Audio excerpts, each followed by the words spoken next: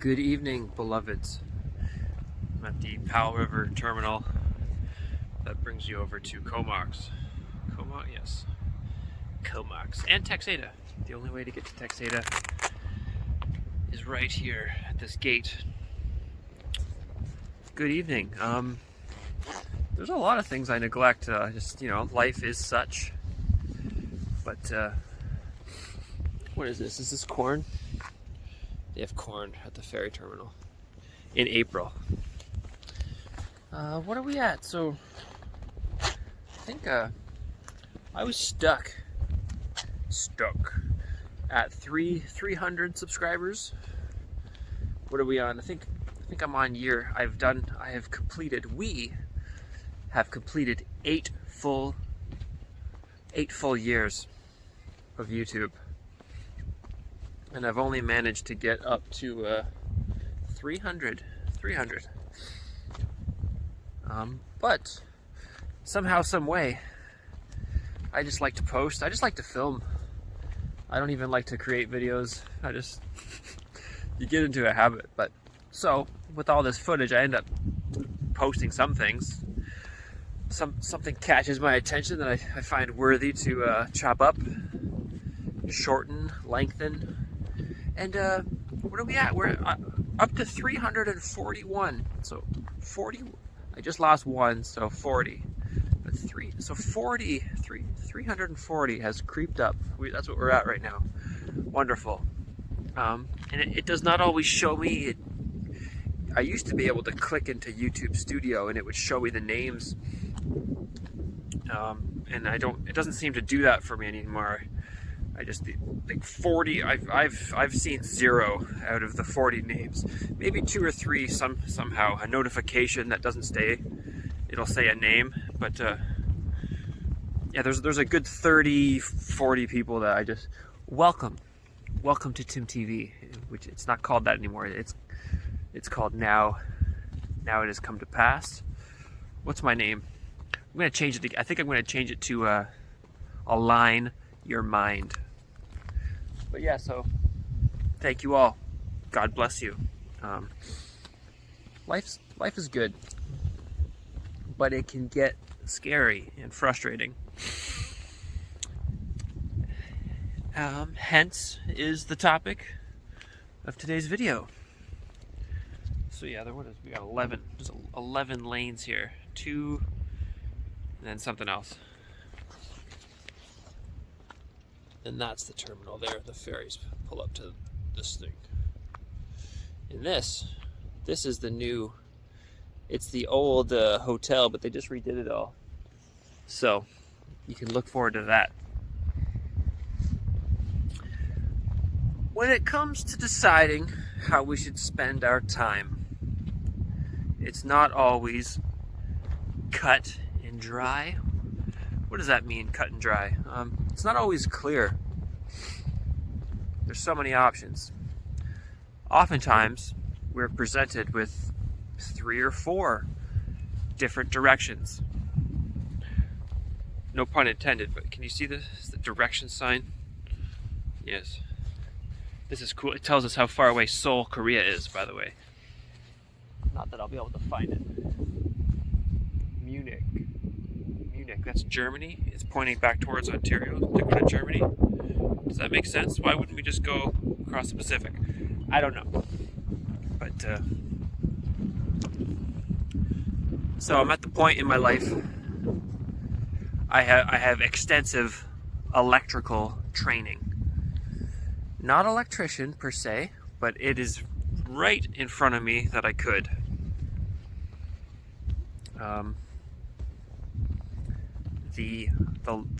The rights front, the law angle, private trusts. Trust law is solely governed by the jurisdiction of equity, which is above debtor-creditor, which is what governs commerce, which is everything we do now. Everything's a corporation. Everything's a contract. And if you learn what lawful money is, gold and silver coins, and if you learn what a promissory note is, as our money, Canadian currency is not money. You can take a promissory note, which is just a piece of paper with an endorsement on it, which is a signature, and that is currency. And you can convert it. You can do a currency exchange into different notes, legal tender. Right. So since there is no lawful money, gold and silver coins, we all know that our legal tender, this note is legal tender. It says on all of our bills. Since we know that they're not backed by gold, that means they're not money. And therefore, a lawful contract cannot be had because there's no consideration. There's no money. So all contracts are actually void. Unless you voluntarily waive your rights. And that's the secret. That's why there's no crime. So, being an electrician is very cool. But what also is very cool is extinguishing all the debt with promissory notes, because they're not even, if you give trust res to a trustee, they're holding it and you're the beneficiary, and then you can order them to offset, you can order them to extinguish the debt, which they won't do, and then you sue them for breach of trust, because they are holding the note. That if you send somebody a trust indenture and they don't repudiate, they don't disclaim the trustee position, and even if they do, they're required to send back the trust res. So even if they do disclaim, repudiate, if they're still holding, that's what a trustee does, is they hold property of someone else. That's what all of our stuff is. Your house, your car, the legal title that you had to get from somebody else that you hold, you're the trustee, you don't even own it. It would be quite interesting to get something without slave laboring for it with legal tender, extinguishing debt by merging titles with a trust and the equity jurisdiction. Foreclosure is equitable, by the way, because it just is. That sounds cool as well. And then there's the Bible, God.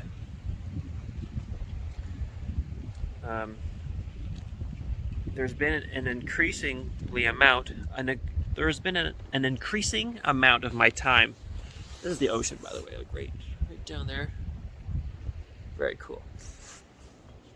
I was not born on the ocean. This is an ocean pier, a wharf. This is a wharf.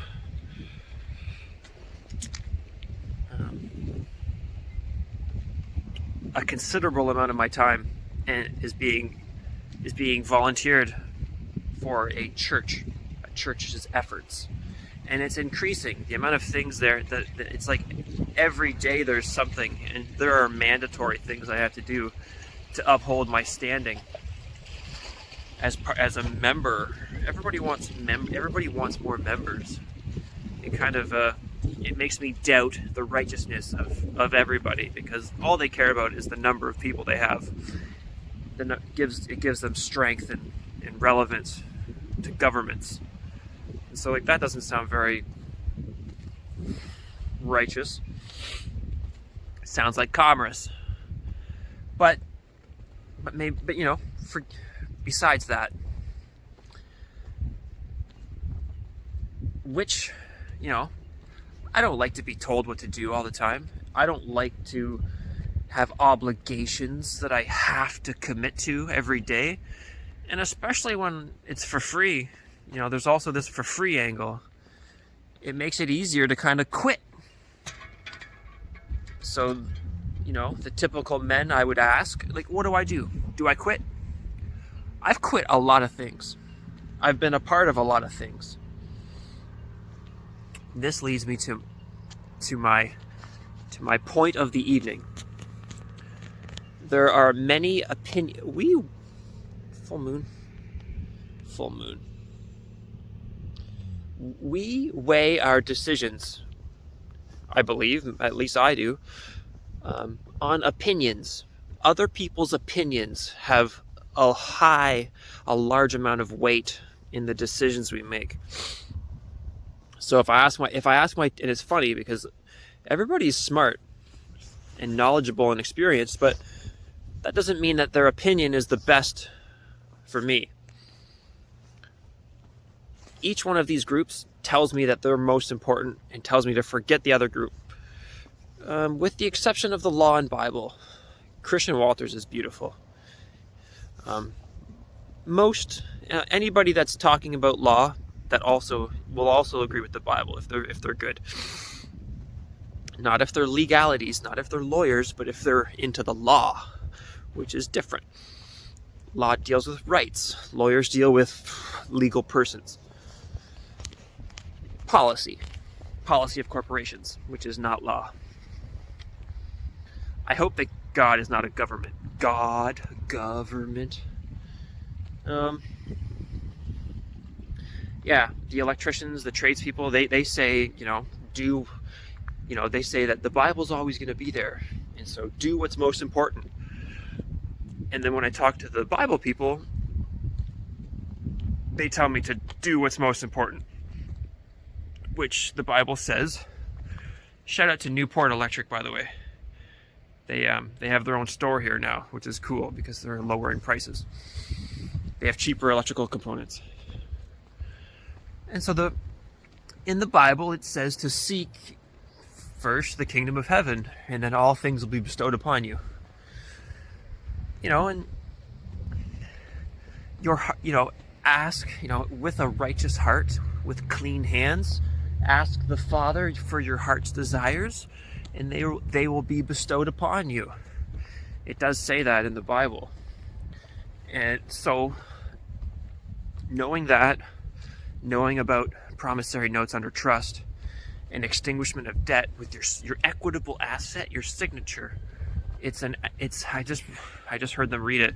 It's not legal property. An equitable asset is defined as like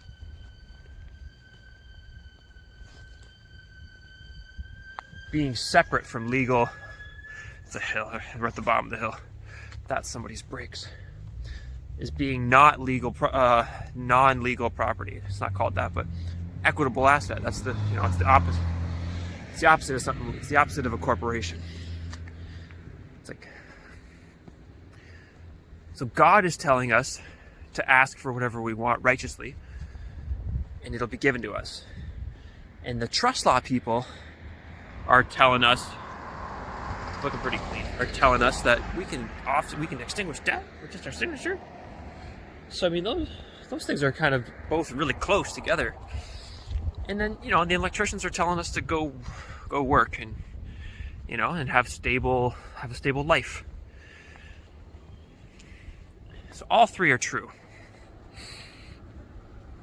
But so should I quit donating a lot of time to the church? Especially when it's like multiple engagements per day, especially when it's like every day, it starts to become every day. But so for me, it's like I kind of just want to quit. I'd like to just walk around in the sunshine and and not have to have a if my phone dies, I can't take my bicycle to the island because then I don't have a charging source. If I miss the morning meeting, then that's no good. I got to be there. So, the people that I get to talk to, I think most of them will tell me that it's unnecessary for me to spend my primary focus into a voluntary donation, operation. I don't think anybody else that I know is doing that, which is very cool. But there's a piano down that alleyway. But anybody that tells me their opinion, it's simply an opinion. Something, when it comes to me or an individual making a decision, what we can do. Findmaddie.ca. God bless you. What we can do is we can look at the facts. What are my facts? All right. Do I work incredibly hard at any of the given tasks I'm given? Not really. You know, is the amount of work the church is giving me, is it very difficult? Not really, you know. So regardless of how it sounds to other people, or to even to me, it feels like I just don't like the obligation. But it's a fact that it's not very much work. It's a fact that I can easily show up. You know, throughout my life, I've walked away from many things for the same reason, you know. And maybe at the point where I was about to become a part of something special, you know. Just because something doesn't make money, that almost makes it better, you know. The position in life that I have currently is I have lower bills. I'm able to function with less legal tender. So I mean, I'm in a unique position also that I'm available to be part of such a group. You know, we do have goals, we do talk to people, we do kind of teach stuff. It's like a voluntary teaching thing, you know. It's not commerce, which is pretty cool. It is difficult to be a part of something that's not commerce. Currently, not really, not just join a church, but so opinions versus facts. I have jumped on zealous. It means to put a great deal of effort into a cause. I don't know if you can see the paper mill. Yeah, that's the in 1905, 90% of the world's newspaper came out of that place. What was I just saying? I get sidetracked really easily.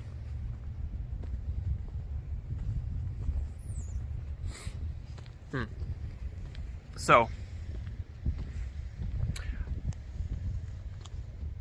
I have met new people that have had a cause, things that, you know, I could be somewhere totally. It's so funny. Like, I'm really blessed.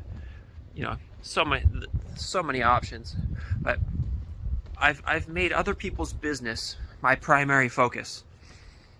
Multiple times, you know, things on the streets, the things at the jails, the people with the churches, you know, and then like small, you know, whatever, picking up jobs, minimum wage jobs that I just start at, and I'm not really, because I wanted to change locations or something like that, right? Like the truss factory, like painting, you know, the mechanical insulator, you know, even Bombardier was different, the solar, the carpenters, you know, and on.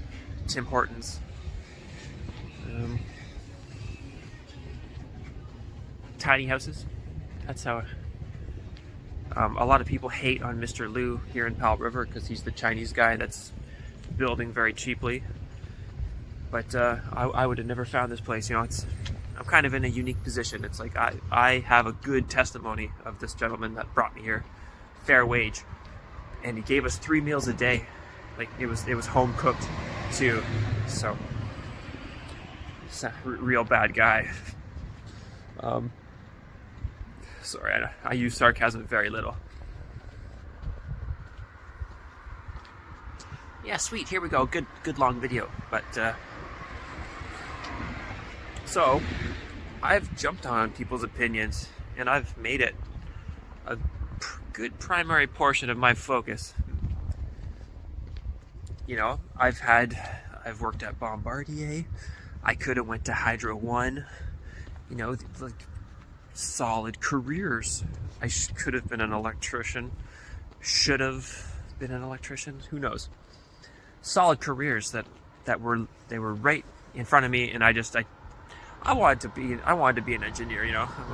When my friends that are electricians now, I tried to go to university, right? So I didn't want to be an electrician, not at all. So I've turned down great things, and I've dedicated to silly, low-paying causes. And now I'm in a cause that doesn't pay at all. So, turned down not that I could have been into a house or a duplex, but instead I've had my Sprinter for 5 years. I had the Ford for 5 years, and then there was a couple summers of using the Civic, right? So I'm over a decade into vans.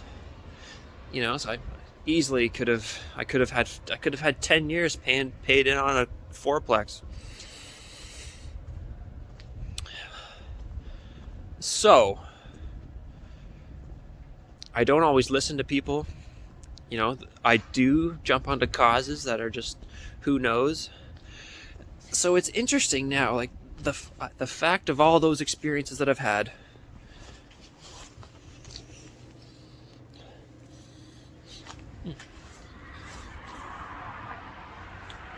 When it comes to taking advice right now, 2025, I'm 35 years old, by the way. Thank God. If I wouldn't have walked away so many times, I know what it's like to start something good. I know what it's like to walk away from something. Things that matter, things that don't matter. So who's to say what I'm doing now does or doesn't matter? Is my point. I could walk away and I know what it would be like. But even though it doesn't pay anything, for me where I'm at, it almost makes sense to stay with something. Because I so often don't. Regardless of what it sounds like. Talking to these different people, someone just asked me what I thought about these definitions, like attributes that women should uphold, and my opinion that men and women should both uphold the same characteristics when it, like submissive and pure, like a woman, but shouldn't that be both sides? If your woman wants to do something, then you should just give in and do it, because it doesn't matter. Like you don't need to fight it, right? So that submissive to a male, it's the same thing. It just doesn't sound as sexy to us. But yes, the words we use. I use the word encompass. I just read it in the Bible. Psalms 22:16. They encompassed me. The dogs encompassed me. The evil men. It's a parable. It doesn't mean real dogs. It means the men. So when the Bible uses the word woman, a woman should stay silent in the church. Does it actually mean woman? Does it actually mean dog? That's, it's funny. Some people recognize that it's not literal dogs, but they think that literal women should not speak. What do I know? I know that women are smart. And I know that men make a lot of mistakes because they're narrow-minded. That's what I know. So,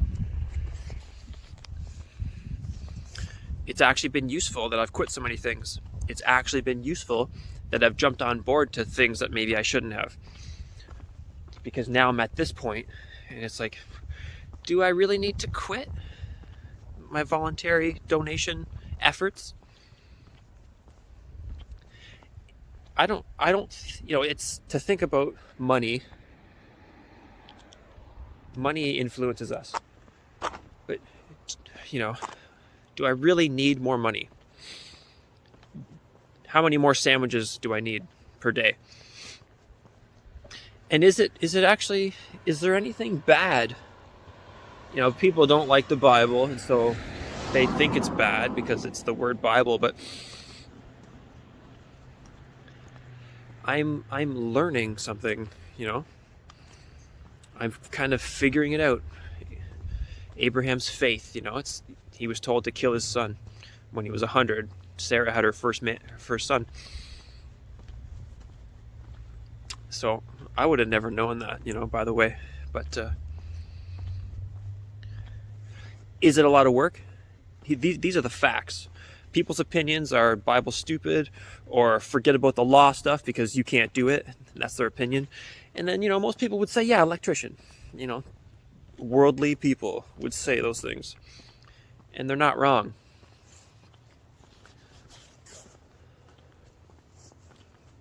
But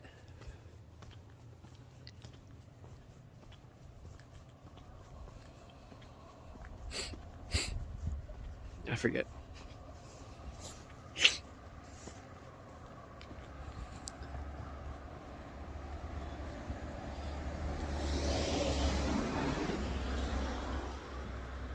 Convertible blue PT Cruiser, silver hardtop PT Cruiser. Hey, what's up?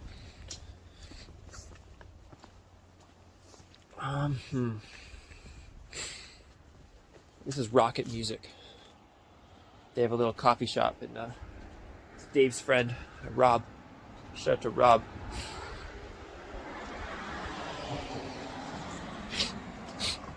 It's a little chilly. I totally lost what I was thinking, but how many sandwiches do I need per day?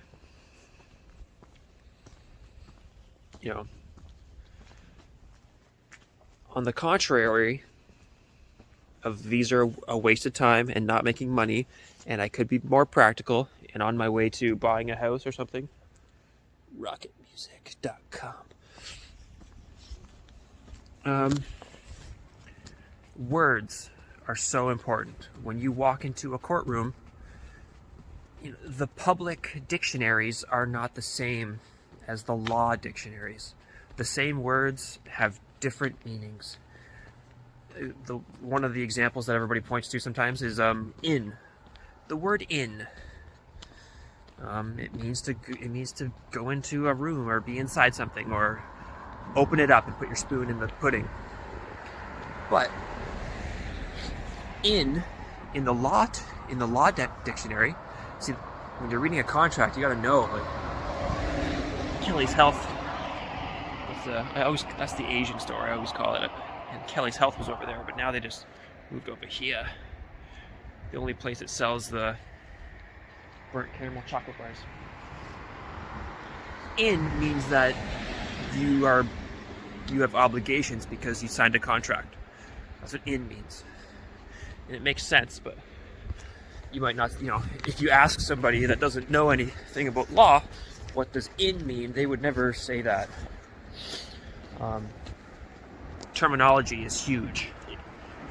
Terminology sets the jurisdiction. The plaintiff, each case has its own law, but most people are all in the same boat, so they are in the same jurisdiction. But that doesn't mean you have to be. Based on the terminology that you use, so the plaintiff sets the law of the case. So once you know that trust law is under the jurisdiction of equity, you don't need to be in debtor-creditor commerce. It's a little too dark up here. So, the benefit of the Bible and the benefit of reading law books is that it strengthens your terminology. It opens your mind to new concepts. Most of the time, you would have to go to a school for that. So even though it's free, and I'm kind of like losing out on making money, it's like I'm also learning a whole bunch. And they're both, law and Bible are closely linked, depending who you ask. But any real person that's into the law, not lawyers, but law folk, they're connected. They're extremely connected. So those terminologies are kind of what separate different statuses of people. It's just like languages, terminologies. You can't, mechanics, you can't walk into a shop or into a trade without knowing the language, the tools, the units measured. Same thing, everything's the same. Learning something new, you don't know anything about what you're doing, the benefit of having taken on difficult genres or arenas or tasks, or topics, is that you know how to be at zero knowledge, and then pretty soon you're on the field. That's the beauty about the church stuff, is that you're on the field. It's like you people are asking you questions. It doesn't mean that you're right.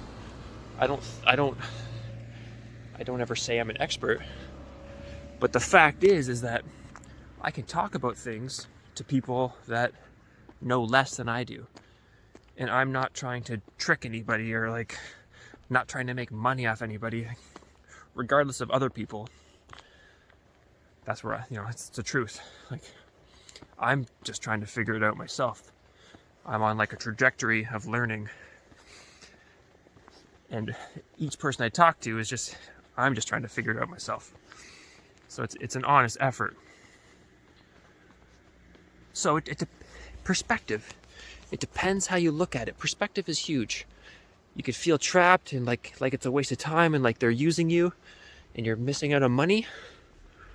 Or you can look at it like it's free schooling and that you're a part of something that you would have never been. I helped with an English class earlier, and then which we talked about the Abraham story, but we're teaching English to Asians.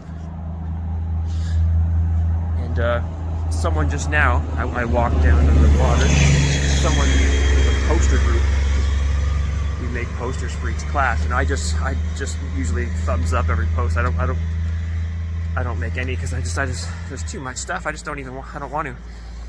I want to back away from things, But yeah, I know that they do most of them, and so someone just said, "Can this poster get made so we can send it?" And so yeah, I have some free image editing software, Polish. They've shown me Canvas, but it just something about it, I forget. It's just different. It's not as easy. So I threw together a poster, and I actually need to check to see what they want me to change. Whoever it is that needs it. And so that's cool. That's, artists' exposure. But I am able to participate with a group that is doing something in good faith, and in like graphic design, or like I get to produce a product, for lack of a better word, not that it's commerce, and I get to submit it to them, and then they use it. Very cool. Something that's worthwhile to do, and it's a group of people putting effort. If you look at it that way. This whole part I might have to redo because it's too dark. Is this a good idea? Who knows? God bless you. So, look at the facts. It's not a lot of work. It does take up some time, but am I able to do it? Yes. Does it take? Is it very difficult? No. Should I be doing more with my time? Yes.